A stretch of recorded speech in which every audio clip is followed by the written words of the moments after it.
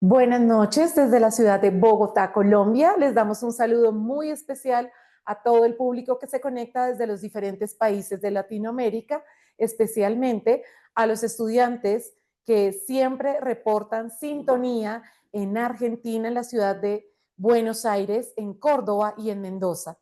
También queremos mandar un saludo muy especial a los estudiantes de la Universidad Nacional, sedes Bogotá y Medellín, Universidad Distrital y Pedagógica Nacional, además a la Universidad de Antioquia, que siempre está con nosotros, a la Universidad Javeriana, sedes Bogotá y Cali, Universidad del Valle del Cauca, Universidad de los Andes y por supuesto a toda la comunidad latina que se conecta desde los Estados Unidos, también en México, a la Universidad de Puebla y a los estudiantes desde Ecuador que se están conectando el día de hoy. Gracias por conectarse en esta transmisión. Hoy tenemos una invitada que es la doctora María Mercedes Zambrano. Doctora, muy buenas noches. Gracias por aceptar esta invitación. Buenas noches, gracias por invitarme. Y también quiero saludar a todos mis amigos de Corpogen, que es donde yo trabajo ahora. Por supuesto, a todo el equipo Corpogen, un saludo muy especial que se están conectando el día de hoy desde Bogotá. Entonces, bueno, hoy vamos a tener una invitada para hablar de microorganismos y su entorno, pero antes de entrar en el tema, queremos presentarla. Ella es Bayuna, nació en la ciudad de Cali, Colombia, estudió su colegio allá en la ciudad de Cali y posteriormente se fue para los Estados Unidos a estudiar biología en Wesley College en Massachusetts, Estados Unidos. Hizo su doctorado en microbiología y genética molecular en la Universidad de Harvard.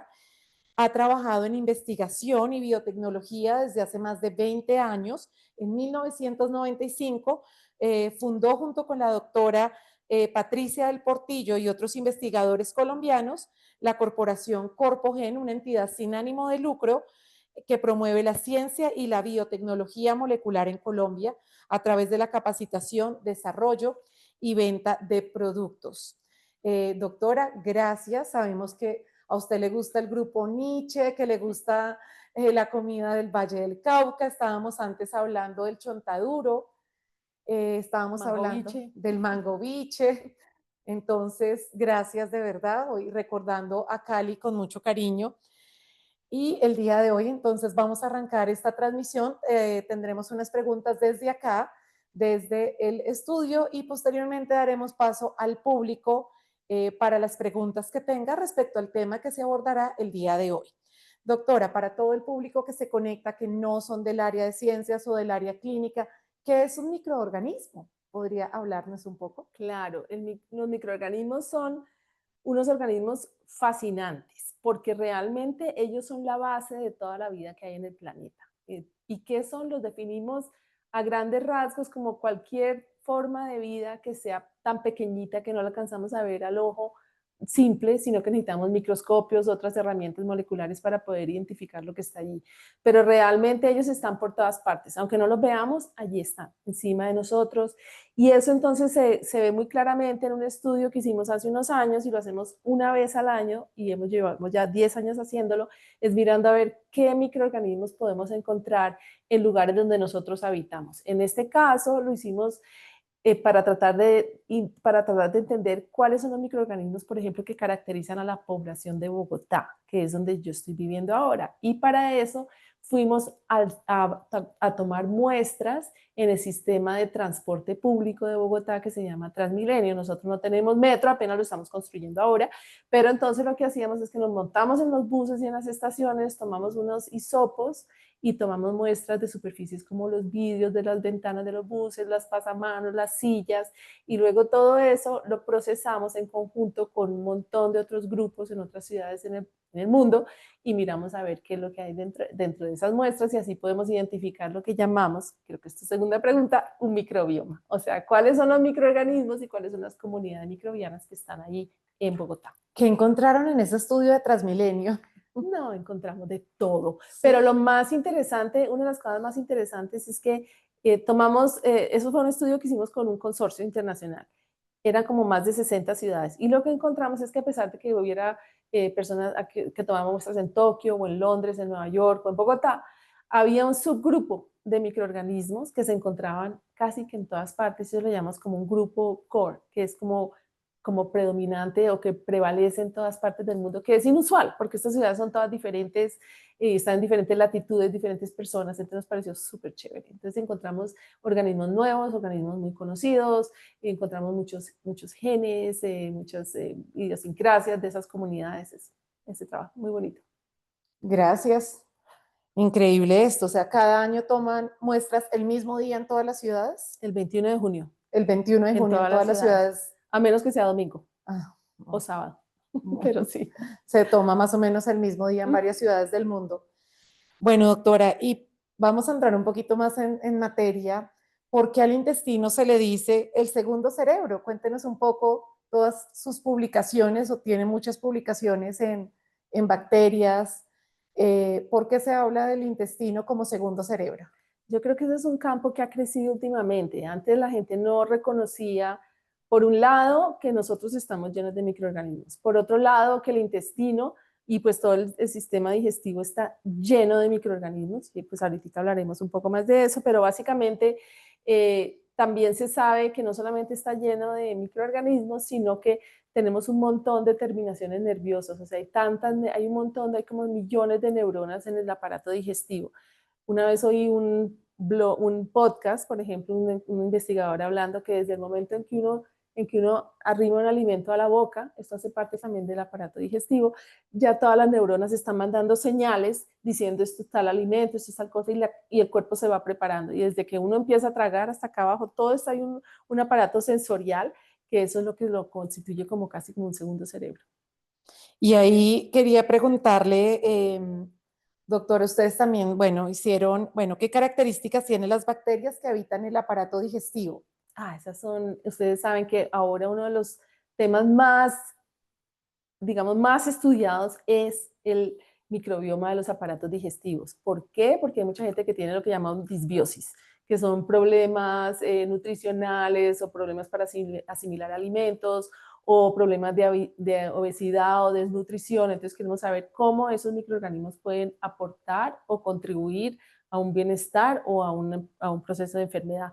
Entonces, ¿por qué es importante eso? Porque esos microorganismos en el aparato digestivo y en el intestino ayudan desde asimilar los alimentos. Muchos alimentos no los podemos nosotros digerir suficientemente bien, entonces los microorganismos nos ayudan. Por otra parte, ellos también producen una serie de moléculas que ayudan no solo a digerir alimentos, sino moléculas que señalizan y mandan señales al resto del cuerpo. También son importantes para desarrollar un sistema inmune fuerte. Entonces, nos estamos dando cuenta que todos esos organismos son importantísimos para que un individuo crezca saludablemente. ¿Esos microorganismos se afectan por los medicamentos que la gente puede tomar a diario, independientemente de...? Absolutamente. ¿Sí? Sí. Al principio pensábamos que era más que todo microorganismos podían afectarse principalmente por antibióticos. Como ustedes saben, los antibióticos son drogas que están diseñadas o que se han diseñado, se han sacado al mercado para combatir a las bacterias en específico. Entonces pensábamos que esos microorganismos del intestino iban a ser afectados por antibióticos. Son afectados por antibióticos, pero ahora hay nuevos estudios que muestran que puede haber un montón de otras drogas que uno toma, como por ejemplo drogas para la presión o para la depresión o para simplemente el colesterol, etcétera. Muchas drogas de uso común también pueden alterar y generar cambios en esas comunidades microbianas, y al cabo del tiempo significa que ellas van cambiando, y eso puede tener diferentes efectos dependiendo de la persona de que estamos hablando. Pero entonces sí, las diferentes drogas afectan definitivamente a las comunidades microbianas, que son los microbiomas que tenemos dentro del cuerpo, en el intestino. Doctora, quería preguntarle, ya que no estaba hablando de medicamentos, en cuanto a los antibióticos, ¿cómo afectan estas comunidades del aparato digestivo los antibióticos? ¿Qué problemas puede tener una persona los antibióticos, a largo plazo? Sí, los antibióticos son una droga maravilla. Ustedes todos saben que antes de que sacaran los primeros antibióticos, la probabilidad de aguantar o la probabilidad de morir por una enfermedad infecciosa bacteriana, que es digamos como una neumonía o una infección nosocomial o una infección de la sangre, era altísima. Después de que empezaron a salir los antibióticos, nos empezamos a dar cuenta que podíamos combatir muchas de esas enfermedades con estas drogas y se volvieron la droga maravilla. Y al poco tiempo nos empezamos a dar cuenta que todos los microorganismos, pues no todos los microorganismos, pero muchos de los microorganismos para los cuales hemos desarrollado las drogas, se empiezan a volver resistentes a esas mismas drogas, o sea, a los antibióticos. Esos son los microorganismos resistentes a los antibióticos.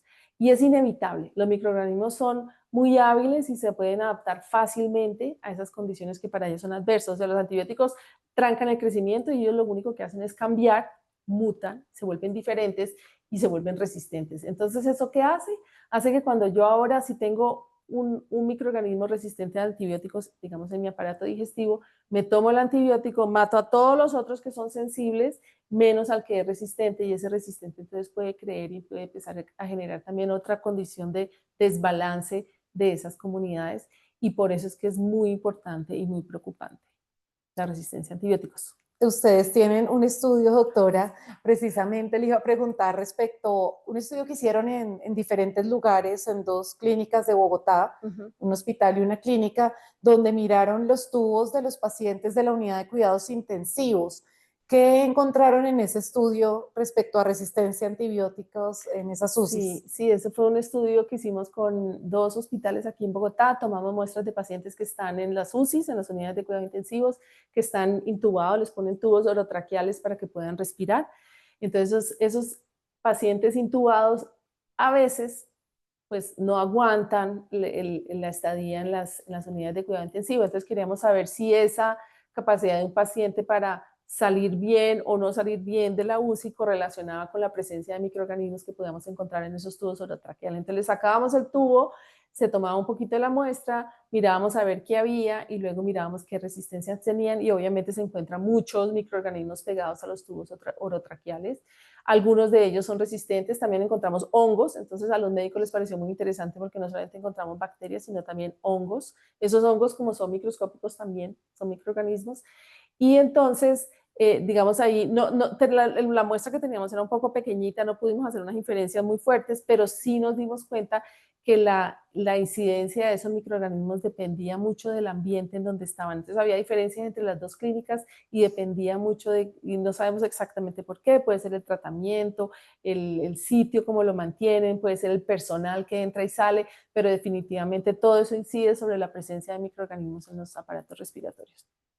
Y doctora, iba conectado con la siguiente pregunta, y es, ¿por qué es importante esta resistencia a antibióticos? Ustedes también tienen otro estudio de las aguas del río Bogotá, que está muy relacionado con esto que estamos hablando el día de hoy. ¿Podría hablarnos un poquito sobre ese? Sí, entonces, como les mencionaba anteriormente, la resistencia, los antibióticos son una droga maravilla y todos los usamos a diario, pero a veces abusamos un poquito del uso de esos antibióticos. Entonces, digamos, muchas personas en países como Colombia tienden a ir a la droguería cada vez que se sienten mal, tienen una fiebre, tienen una gripa, van y les recetan un antibiótico. Esas enfermedades por lo general no son bacterianas, entonces autorrecetarse un antibiótico para una enfermedad que no es la indicada, sin siquiera saber si lo que tenemos es algo que es resistente, es completamente complejo, porque lo que hace es que entonces uno toma los antibióticos, está generando un proceso de selección, como llamamos nosotros, donde todos los que no pueden aguantar el antibiótico y pueden estar teniendo un efecto benéfico dentro del cuerpo, se mueren, y solamente vamos a seleccionar los que son resistentes. Y al cabo del tiempo se van acumulando esos microorganismos resistentes, y esos microorganismos resistentes, ya sea cuando nosotros interactuamos con el ambiente o vamos al baño o botamos cosas por la basura, se propagan en el ambiente. Y eso fue lo que nosotros encontramos también haciendo un estudio de las aguas del río Bogotá. Entonces fuimos con colegas de la Universidad de los Andes, tomamos muestras en diferentes puntos del río Bogotá. El río Bogotá es el río que atraviesa la ciudad de Bogotá, que la ciudad de Bogotá es una ciudad muy poblada, tiene 10 millones de habitantes más o menos, diría yo. Entonces tomamos muestras en diferentes sitios y nos dimos cuenta que a medida que pasan las aguas por el río Bogotá se vuelven más sucias, obviamente, y contaminadas, pero además aumenta la incidencia de microorganismos que son resistentes a antibióticos, y muchos de ellos provienen de los desagües de lugares como hospitales, porque tomamos también muestras que salían de desagües de hospitales. Entonces eso nos está indicando que nosotros estamos botando muchas cosas a fuentes como aguas que están en el ambiente, y esas aguas luego salen de ese río, se atraviesan por campos, otras personas que están río abajo pueden coger esas aguas, por ejemplo, para lavar sus verduras, y no se dan cuenta que están incorporando microorganismos resistentes. Eso se perpetúa dentro de la cadena alimenticia, se perpetúa en la gente que está consumiendo esos alimentos, y eventualmente van a dar a otros ríos, a los mares, y esos microorganismos y sus resistencias. Ahora la gente ha hecho también análisis, nosotros no lo hicimos, pero otros grupos han mirado ese mismo tipo de estudios a través del mundo y ven cómo pueden migrar muchos de estos microorganismos resistentes y sus genes de un lugar al otro. Entonces empiezan en un lugar y se diseminan por todo el planeta. Y el problema es que cuando tengamos una infección y estemos en un hospital y nos quieran dar un antibiótico, si tenemos algún microorganismo que ya es resistente, no va a ser muy eficiente ese tratamiento con los antimicrobianos. Gracias. Es importante, quería preguntarle cómo hicieron este estudio del río Bogotá. Tomaron muestras de diferentes lugares, pero en el laboratorio, ¿qué hicieron? Ah, ok. Para realmente analizar esas Sí. muestras, como les dije, cuando uno trabaja en microbiología no se ve. Entonces, una cosa que uno puede hacer es tomar muestras y ponerlas en sustratos donde pueden crecer, que le llamamos medios de cultivo, y uno ve lo que crece y así puede ver cuáles son resistentes. Uno la crece en un medio de cultivo que tiene antibiótico A o antibiótico B, y las que crecen son las que son resistentes, entonces uno inmediatamente sabe que allí hay microorganismos resistentes. Lo que nosotros hicimos, además de hacer esos cultivos, fue que tomamos esas muestras, extrajimos el ácido nucleico, o sea, el DNA, que es el que lleva toda la información de todos los microorganismos y toda la vida que está, todo lo que es, todos los organismos que están dentro de esa fuente de agua. Se extrae ese material genético y luego se secuencia. Y con esas secuencias uno luego las analiza e interpreta. Uno dice, con esas secuencias sé que había todos estos organismos, entonces uno saca una lista, y sé que había todos estos genes de resistencias, entonces saca la lista y hace la correlación y puede ver qué era lo que había, porque encuentran los tipos de microorganismos y las resistencias y otros genes que pueden ser de interés. Entonces se hace más por lo que llamamos nosotros métodos moleculares y en este caso bioinformáticos. O sea, comparan, miran secuencias. Miramos secuencias. De las, es un trabajo extenso. Sí. Es grande. Doctora, ¿cómo podemos ayudar a estos microorganismos del tracto digestivo? ¿Qué puede hacer la gente en general para ayudar a promover la flora intestinal? Bueno, ya no se le dice flora, cambió a microbioma el término. Microbioma. Para ayudar al microbioma, ¿cómo podemos ayudar a todos estos microorganismos? Es la pregunta del millón. Todo el mundo quisiera saber, pero básicamente lo que hay que hacer es comer saludable. O sea, indudablemente la calidad de la comida que uno consume es muy importante. Hay que tener un balance entre, no sé, comida nutritiva y reducirle un poquito a la comida chatarra. Luego hay otra que es, no sé si la entienden en otros países, la comida que no es muy saludable.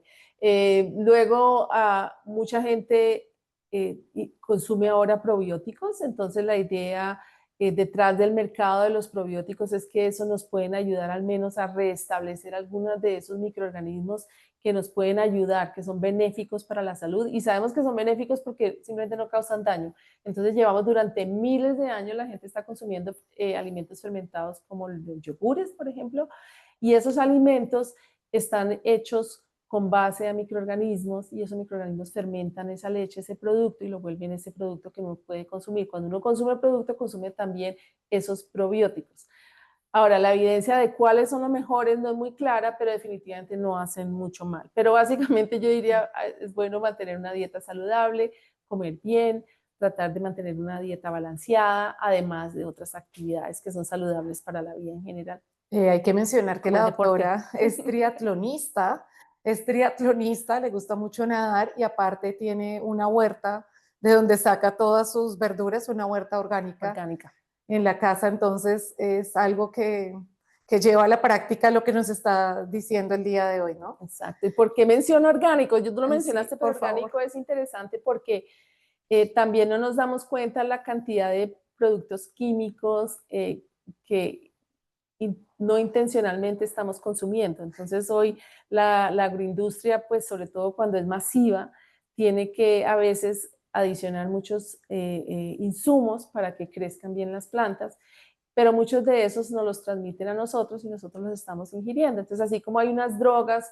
que pueden afectar esa flora intestinal, ese microbioma, también esa cantidad de químicos puede afectar. Pero pues en el largo plazo esperamos que si uno come algo balanceado y saludable pueda compensar todo esto que estamos consumiendo. La doctora menciona algo muy importante y es los químicos, pesticidas, fungicidas, todo lo que se utiliza en agricultura que afecta a estas bacterias y que indiscutiblemente afecta al microbioma o las bacterias del tracto intestinal para la gente que se conectó de pronto recientemente. Doctora, ustedes también respecto a eso, quería preguntarle respecto a qué importancia tienen estas bacterias del suelo, ¿cierto? Y cómo afectan a las plantas, a lo que comemos, porque ustedes también tienen un estudio, tienen estudios en cuanto a las bacterias del suelo sí, que han nosotros, visto. además de trabajar con microorganismos que afectan al humano, o sea, directamente trabajamos también con microorganismos ambientales. Entonces los microorganismos realmente, creo que lo dije al principio, son fundamentales para todos nosotros, son fundamentales para la vida en el planeta porque ellos son los que están encargados de procesar todo lo que hay en este planeta y hacer que sea accesible para nosotros. Sin ellos nosotros no podríamos existir, porque ellos son los que básicamente traducen todos esos nutrientes que están ahí, pero de forma inaccesible y los podemos luego nosotros consumir dentro de la cadena alimenticia. Entonces, eso tiene importancia, obviamente, en la industria agrícola. Se ha visto ahora, hay unos documentales en la televisión sobre los efectos que han tenido, por ejemplo, sitios donde hacen agricultura masiva en Estados Unidos, por ejemplo, años y años de monocultivos, de rociar pesticidas, insumos, y los suelos se van volviendo áridos y secos y básicamente es porque van perdiendo esa riqueza nutricional que le dan los microorganismos que están ahí naturalmente. Entonces lo que la gente está tratando de hacer es repoblar muchos de esos suelos para que se vuelvan más naturales y eso requiere incorporación de una serie de microorganismos, entre esos bacterias, hongos, otros insectos, o sea, lo que hay allá adentro que haga que el suelo sea rico para que pueda ser más, mejor para la agricultura. Y dentro de eso sí, nosotros hemos trabajado con varios ensayos, digamos, varios, digamos, modelos para mirar lo que son los microorganismos ambientales. Algunos de los recientes en plantas hemos trabajado, por ejemplo, miramos plantas de los páramos de Colombia, fuimos y miramos cuáles son las plantas que están asociadas perdón, los microorganismos asociados a algunas plantas. Hemos mirado también allá mismo en los páramos, que son los lugares dentro, en las cordilleras, a unas alturas que tienen unos ecosistemas específicos y que atrapan mucha agua, entonces son importantes como para la sostenibilidad del ambiente y sobre todo para el abastecimiento de agua fresca a muchos de los lugares donde viven personas aquí en nuestro país. Entonces, miramos esos microorganismos asociados a plantas en los suelos y hemos mirado muchos que están asociados a líquenes, que son esas cositas que se pegan como en las paredes, que son una asociación entre unos hongos y unos pueden ser algas o bacterias que atrapan luz, entonces entre ellos logran obtener nutrientes del aire, de la luz y luego traducirlos para poder crecer en ambientes extremos como son los páramos. Y el último estudio que hicimos, uno que hicimos recientemente, fue que salimos al Pacífico colombiano y tomamos muestras de unos moluscos que se llaman pianguas y ahí también estábamos mirando, eso lo hicimos también con personas en la Universidad de los Andes y con la Universidad Militar. Entonces miramos qué microorganismos estaban ahí asociados y hay muchas cosas asociadas a las piangas. Las piangas son unos moluscos que filtran el agua, entonces al filtrar a veces se quedan de sus cuerpos un montón de bichos y entre esos microorganismos le pueden decir a uno como qué hay en el ambiente. Y encontramos no solamente algunos microorganismos que son benéficos, pero también los que son potencialmente patogénicos como vibrios. Y los vibrios algunos están asociados con enfermedades, por ejemplo, alimenticias, cuando uno come, por ejemplo, ¿El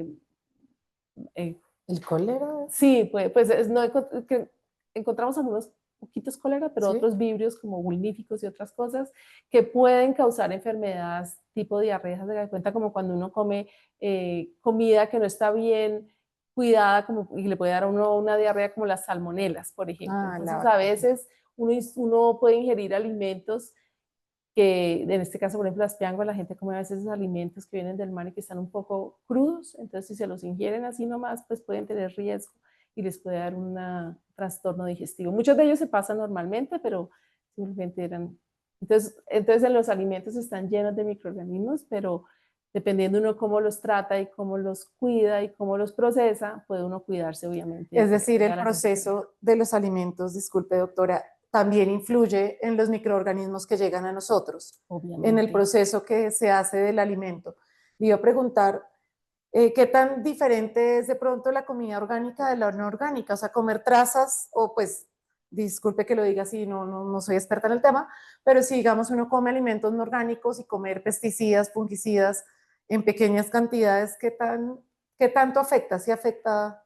no sé, o sea, yo creo que no hay suficientes estudios para, o yo no los tengo presentes para poder decirte hay que tomar tales niveles de esto y tales niveles de lo otro. Y me queda imposible porque, pero nosotros somos todos una generación que ha crecido comiendo alimentos no orgánicos, digámoslo así. Al menos aquí en Colombia, la mayoría de los alimentos que consumimos están llenos de químicos. Y por ahora nos vemos saludables, pero no sé qué tan saludables vamos a ser comparados con las generaciones anteriores si llegaban, en fin, todo depende porque también comemos de pronto comida con más pesticidas, pero al mismo tiempo tenemos unos sistemas de salud mejores, entonces en esencia todo se balancea. No sé, qué pena la pregunta, de pronto de pronto es muy general, pero digamos si se afecta una comunidad de estos microorganismos en el estómago o en cualquier parte del tracto digestivo, generalmente ellos hacen simbiosis o hacen asociaciones con otros, se afectan otros, ¿cierto? Eso es como en cadena. O sea, ¿han encontrado ustedes que han encontrado en el estómago? ¿Han encontrado asociaciones? Por ejemplo, pueden haber una bacteria que dependa de otra o un hongo que dependa de alguna. Bueno, yo no he trabajado tanto con los microorganismos del estómago, pero la gente que sí ha trabajado, o sea, saben, por ejemplo, que dentro del tracto intestinal hay unos microorganismos que son prevalentes. Eso quiere decir, y han hecho estudios, por ejemplo, mirando el microbiomas intestinales de diferentes animales. Y había un estudio hace muchos años que miraba en primates. Nosotros somos primates, entonces miraban los primates más parecidos, digamos, los chimpancés, los gorilas, los no sé qué, y qué tipo de comida comen. Y dependiendo de la comida que come cada uno, se hace un microbioma particular. Es como si cada uno de nosotros, pues como que cada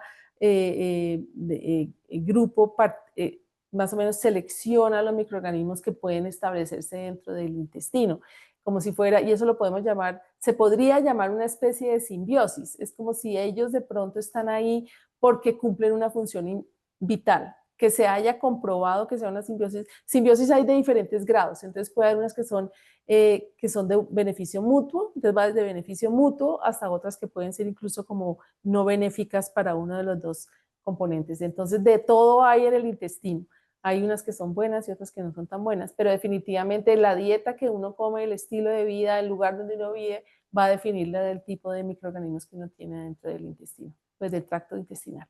Gracias. Y en cuanto al ejercicio, que iba a decir algo ahorita, doctora, no sé. Algo del ejercicio. El ejercicio es lo más sano que hay. Bueno, eso dicen.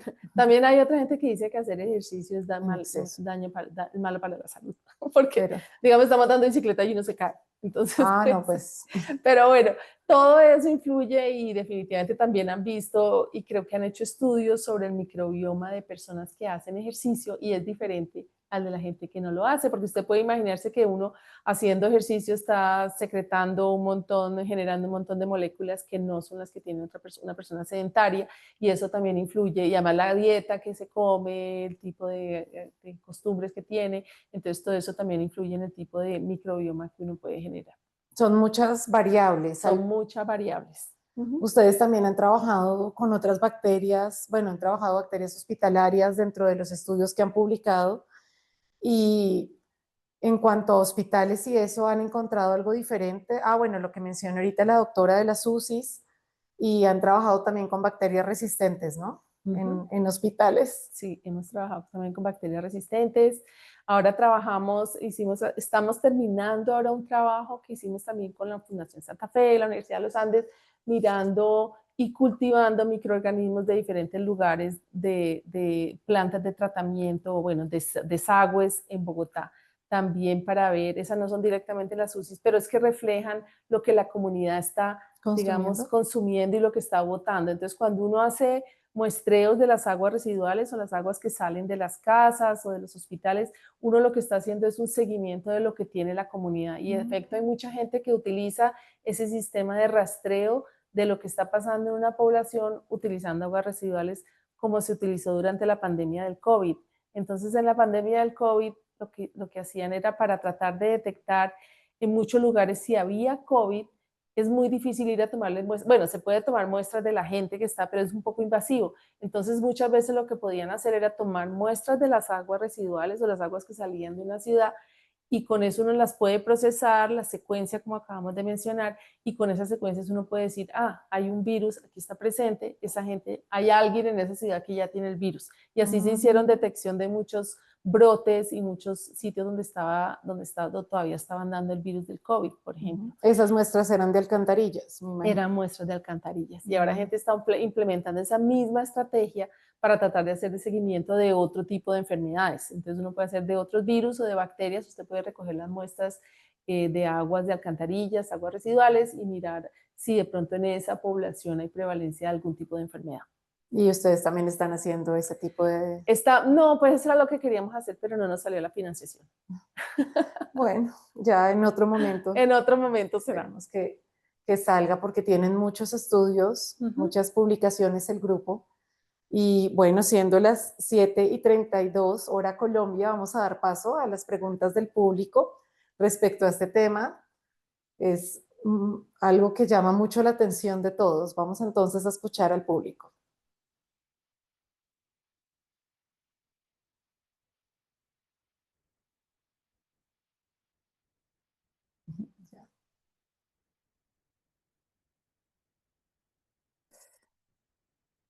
A ver, el mayor reto de hacer ciencia en un país como Colombia es que, en mi opinión, en Colombia no se valora mucho la ciencia. Es en parte culpa de los científicos, pero también es digamos, un resultado de los problemas sociales que tenemos, que siempre hay 120 prioridades por encima de ciencia y conocimiento. Entonces, para nosotros, el reto más grande definitivamente ha sido la financiación. No hay dinero suficiente, y eso lo que significa eso es, no estoy hablando de dinero para comprar equipos sofisticados y hacer análisis muy detallados, porque uno siempre puede encontrar colaboradores en otros países, y colaboradores hay miles, y ellos le ayudan a uno a hacer análisis particulares si uno lo necesita, pero estoy hablando más de tratar de retener personal altamente capacitado, que no se vayan todos los mejores, no los mejores, sino los que tienen oportunidad de pronto de salir al exterior a estudiar. Muchos se quedan afuera porque precisamente no ven oportunidades en Colombia. Entonces yo creo que no tenemos suficiente inversión para poder retener personal capacitado y personal que es muy bueno para poder innovar. Y además, una vez que están generando conocimiento a través de la ciencia, no hay cómo traducir ese conocimiento en algo que pueda ser productivo e innovador. Entonces estamos quedando muy atrás en la manera como nuestra ciencia tiene impacto, no solo en el ámbito científico, sino en el ámbito social del país. Gracias por la respuesta. Damos paso a otra pregunta.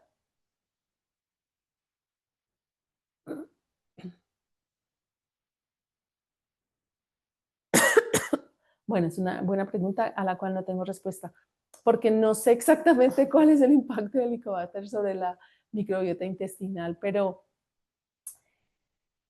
me imagino, y puede ser cuando, por lo general, mucha gente tiene Helicobacter.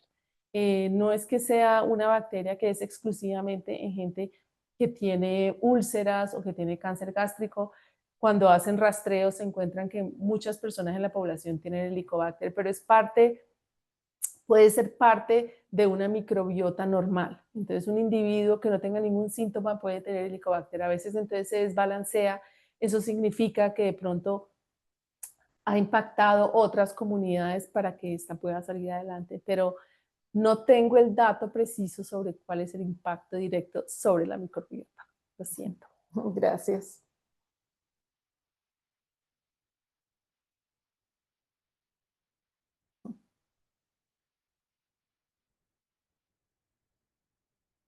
Sí, esa es una de las premisas que se ha trabajado durante varios años y tiene algo de validez. Se han hecho algunos estudios o se han hecho, digamos, comparaciones entre comunidades que son, por ejemplo, genéticamente muy similares entre sí, pero una está expuesta a menos alérgenos, o sea, menos patógenos y menos cosas en el ambiente que otras.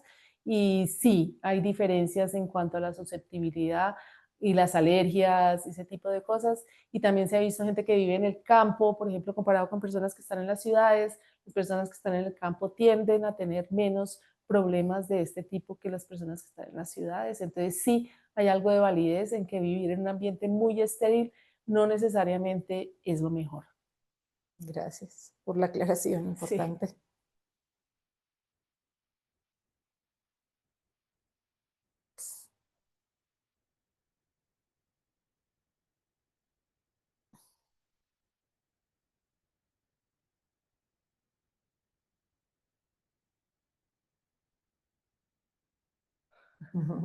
Ok, espero que pueda volver algún día.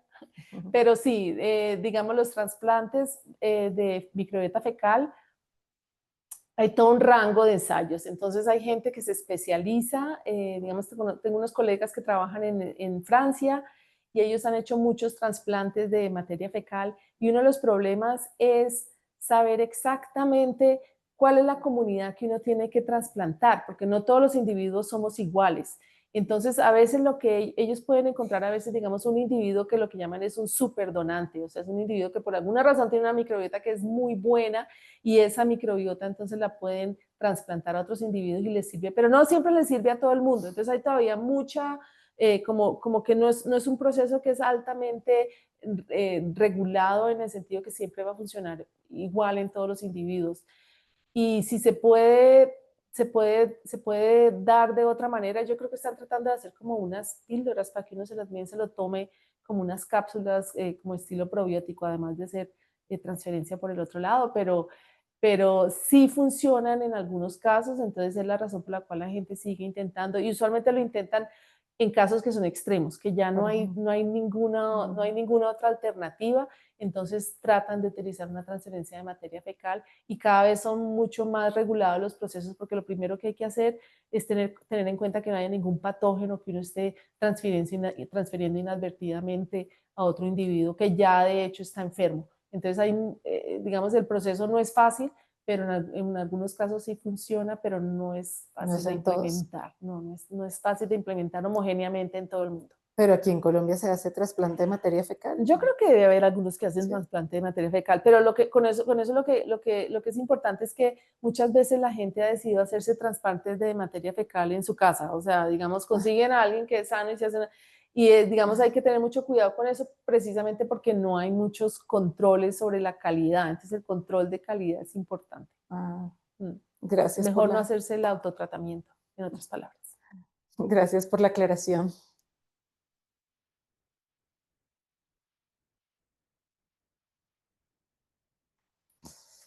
Uy. Son tantas, pero la pregunta científica le voy a decir, pero no tiene que necesariamente que ver con biología. Para mí la pregunta científica que más curiosidad me genera es ¿qué es el tiempo? O sea, si ustedes, eso tiene que ver con física, pero si ustedes se ponen a pensar, todos nosotros estamos, pues nosotros vivimos en un mundo tridimensional, pero tiene cuatro dimensiones porque vivimos en el tiempo. Y el tiempo siempre es lineal y nunca podemos ir para atrás. Entonces, para mí esa es la pregunta científica, ¿qué es el tiempo? ¿Por qué existe? Además de por qué existe la materia, porque de todo eso viene lo que somos nosotros. Entonces, para mí es una pregunta fundamental que nunca la voy a responder. Y de ahí, bueno, de ahí viene la segunda pregunta que es, ¿cómo fue que realmente surgió la vida en este planeta? Esa sí me da una gran curiosidad. Hay indicios, pero todavía no lo tenemos claro.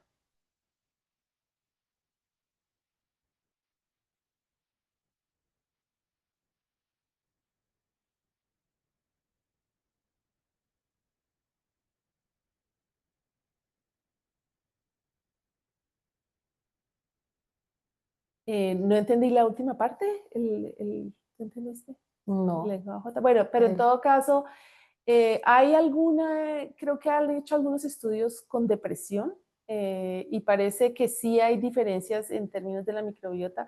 El problema es que a veces muchos de esos estudios, digamos uno tiene pacientes o personas que tienen algún síntoma y uno les mira los cambios en el microbioma, lo que uno no sabe es si es la causa o el efecto. Entonces puede ser que como una persona de pronto está deprimida, simplemente come menos o come diferente o ya no hace ejercicio. Entonces, obviamente, eso tiene efectos también sobre el resto de los microorganismos que están en el cuerpo. Entonces, puede haber correlación, pero la correlación no siempre significa que esos cambios son los que causan esa síntoma. Eso lo he visto en depresión. Con diabetes, seguro la gente que tiene diabetes también debe tener una microbioma diferente, simplemente porque la manera como regulan las hormonas, en este caso para regular el azúcar, es diferente al de otras personas. Pero otra vez, no estoy segura si es causa o efecto. Entonces puede haber una correlación, pero hay que tener cuidado a veces con esas correlaciones. Gracias.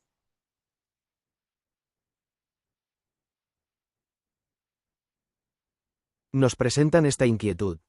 Cuando se habla del intestino como segundo cerebro, ¿podemos pensar que existe algún vínculo entre la salud digestiva y el aspecto emocional de la persona? Claro, yo diría que sí.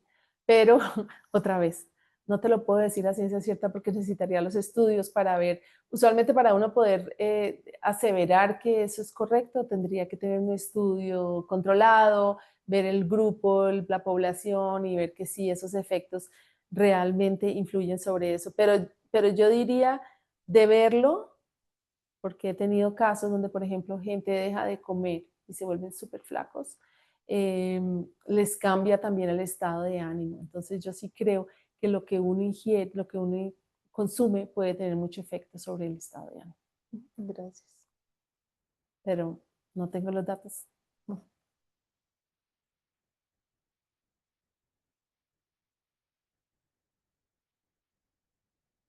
Muchas personas creen que dejar de tomar el antibiótico antes de tiempo, no pasa nada. ¿Qué tan grave es ese mito? Bueno,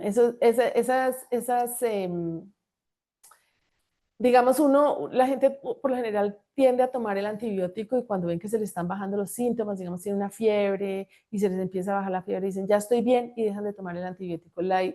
La premisa para no hacer eso es porque lo que sucede en ese momento es que uno puede bajar los síntomas, puede parecer que uno se esté mejorando y es verdad, pero quedan en el cuerpo todavía microorganismos que son los que causan la enfermedad, pero ahora están expuestos a unas dosis menores de antibióticos. Si uno les baja el antibiótico, ya no los mata, pero está todavía en presencia de ese antibiótico. Y lo que eso hace, y eso lo sabemos, lo tenemos muy claro, es que esas dosis que pueden ser incluso subletales de antibióticos, son las que pueden llevar a que esos microorganismos se vuelvan resistentes. Entonces, si uno deja de consumir las drogas antes de tiempo, por lo general lo que pasa es que empiezan a surgir otra vez estas poblaciones de microorganismos resistentes. Y entonces en ese momento puede que no sea tan importante, pero si en 2 semanas se vuelve uno a sentir mal, ya ese antibiótico que tomó la primera vez no le va a funcionar. Entonces hay que empezar otra vez a cambiar antibióticos uno detrás de otros. Entonces el problema de no seguir los regímenes de antibióticos es porque puede surgir la resistencia a antibióticos y eso se ve muy claramente, por ejemplo, con pacientes que tienen tuberculosis.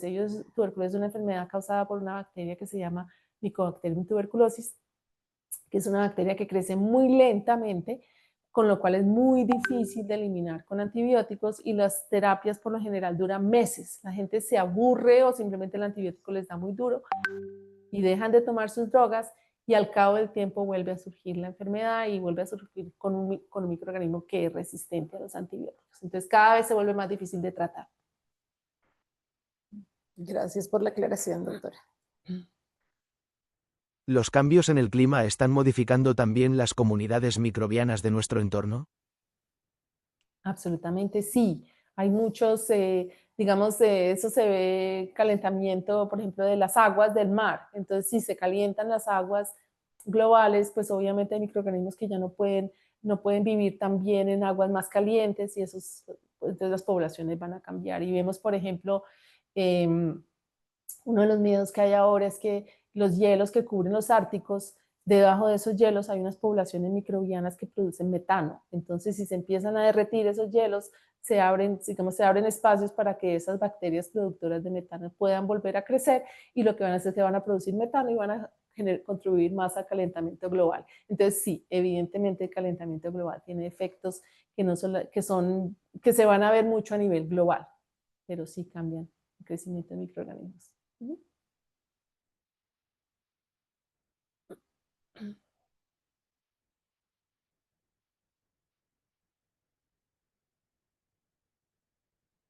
Si tuviera que rediseñar el modelo de investigación científica en América Latina desde cero, ¿qué cambiaría primero?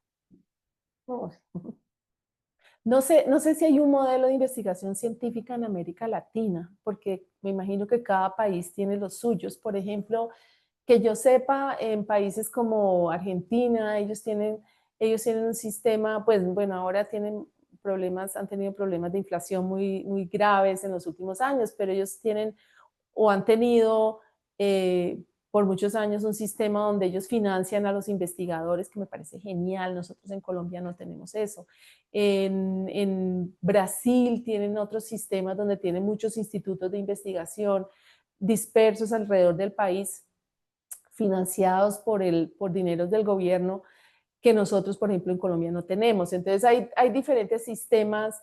En México son muy fuertes en investigación médica y tienen unas universidades públicas muy, muy grandes, y tienen años, nos llevan años, por ejemplo, de ventaja no solamente productividad, sino preparación de personal con capacidad para hacer ciencia.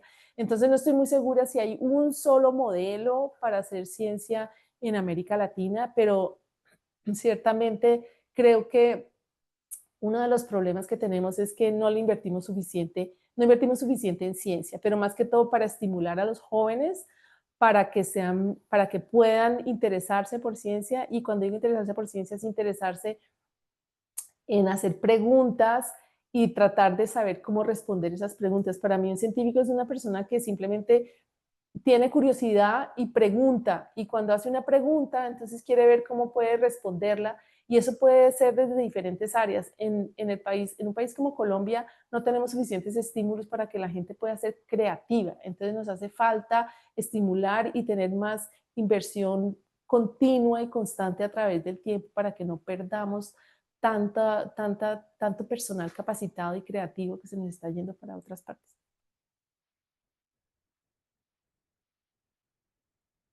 ¿Qué debería pesar más? ¿Que la ciencia avance rápido compartiendo información genética? ¿O que los países protejan su biodiversidad como un recurso propio? Sí, hay que encontrar un balance. Los científicos siempre trabajan sobre la premisa que hay que compartir la información.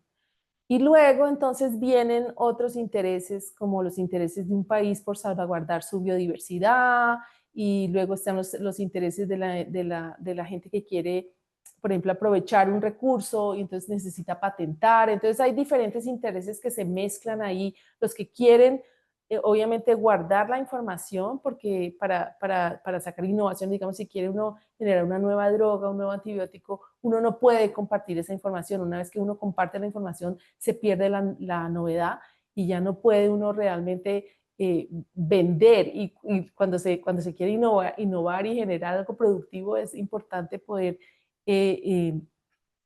hacer que la empresa privada o alguien con inversión privada pueda estar suficientemente interesado para llevar a cabo esa innovación. Entonces, en algunos momentos hay que protegerla, y en otros aspectos hay que compartirla. Entonces, los científicos por lo general quieren siempre compartir la información, y ahora nos están educando o nos están generando pautas para entender que no todo necesariamente se puede compartir. Entonces, es como un balance. Ahora hay unas normas nuevas que están tratando de sacar en el marco de las Naciones Unidas, precisamente sobre qué tipo de información se puede compartir. Eso se llama DSI, que es Digital Sequence Information, entonces informaciones de secuencias digitales. Y lo que está tratando de decir muchos de los países es que esa información digital no debería ser de libre acceso para todo el mundo porque tienen susto que vengan otras personas con más capacidad económica, aprovechen esos recursos y sacan un producto productivo sin retribuirle al país de origen. Entonces hay que encontrar como un balance. Por un lado, compartir suficiente para que podamos todos progresar, pero por otro entender que puede haber algunos intereses en salvaguardar cierta información. Y ahí es donde está lo difícil, ahí entra un poquito la política, eso se lo dejo a alguien más. Sí, claro. ¿Qué consejo le daría a los jóvenes científicos que quieren seguir una carrera en microbiología y biotecnología? Yo les diría que hay mucho campo todavía por explorar. La microbiología pareciera que es un campo, como no se ven las cosas y es minúsculo y uno no ve el impacto, uno piensa que no es interesante, pero muchos de los nuevos desarrollos han salido a raíz de avances en microbiología. Por ejemplo, les doy un ejemplo, hace como 2 años se ganaron el premio Nobel 2 investigadoras que trabajan con una innovación que se llama CRISPR, y ustedes probablemente han oído hablar de eso. Es un mecanismo que existe en los microorganismos para protegerse de una invasión por un virus. Entonces, las bacterias también las atacan los virus, así como a nosotros nos atacan virus, y lo que hacen esos virus en las bacterias es que las atacan y las pueden matar. Entonces las bacterias se defienden, eso se llaman sistemas de defensa contra ataques virales. Y uno de esos sistemas de defensa fue lo que hicieron estas investigadoras para diseñar un nuevo sistema para editar genomas. Y ese sistema de edición de genomas puede servir, por ejemplo, para hacer terapia génica. Entonces, algunas de las innovaciones que uno puede descubrir a nivel más básico de la microbiología puede ser muy importante para diferentes campos de aplicación. Entonces, yo les diría que hay mucho todavía por conocer. Me parece que es un campo súper fascinante y no limitarse porque simplemente quizás en un país no encontramos las herramientas, puede haber maneras de colaborar con otra gente para encontrar cosas que sean interesantes. Y además uno nunca sabe, lo que estudia hoy puede ser interesante en 20 años.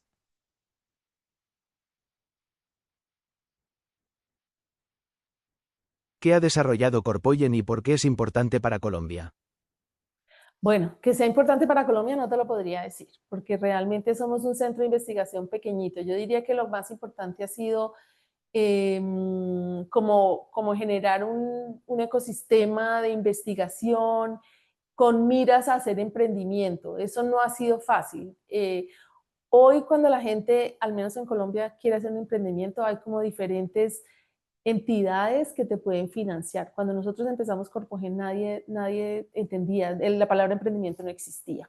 Entonces, montamos un centro de investigación que iba a ser investigación y preparación y contribuir con innovaciones y también preparando jóvenes científicos. Y yo creo que hemos alcanzado en las 3 áreas bastantes avances.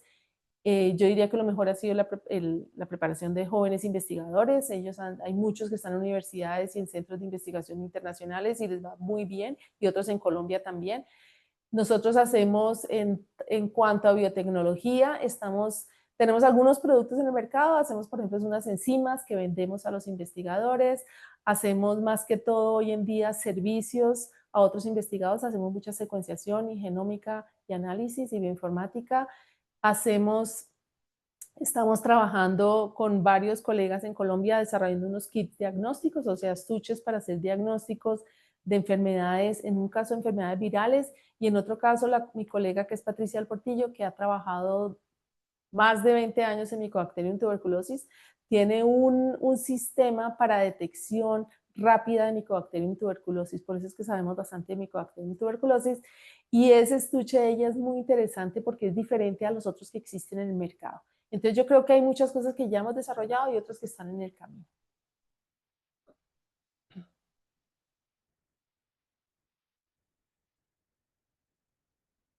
En sus investigaciones sobre comunidades microbianas, ¿qué hallazgo le ha cambiado la manera de entender la relación entre los microbios y el ambiente?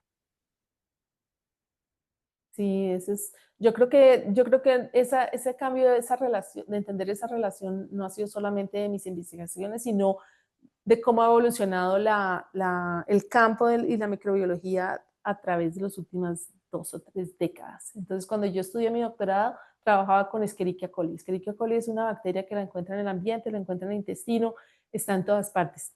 Y mirábamos en el laboratorio cómo crece y se muere.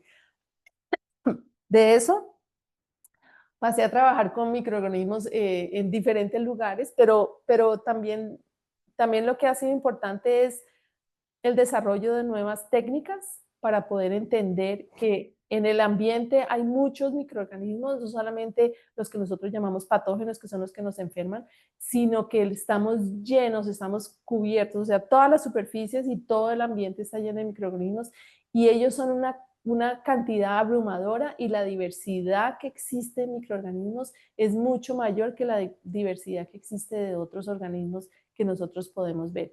Y esa diversidad, no solamente pues no morfológica, sino diversidad funcional, también es importantísima en términos de entender cómo funciona el planeta. Entonces yo creo que es esa, digamos, lo que ha cambiado más que todo es la relación de la abundancia y la diversidad de microorganismos que existen en este planeta y la importancia que hay de esos microorganismos para la salud nuestra, la de los humanos, y la salud general del planeta. Gracias, doctora. Creo que alcanzamos a una última pregunta. Sí. Okay.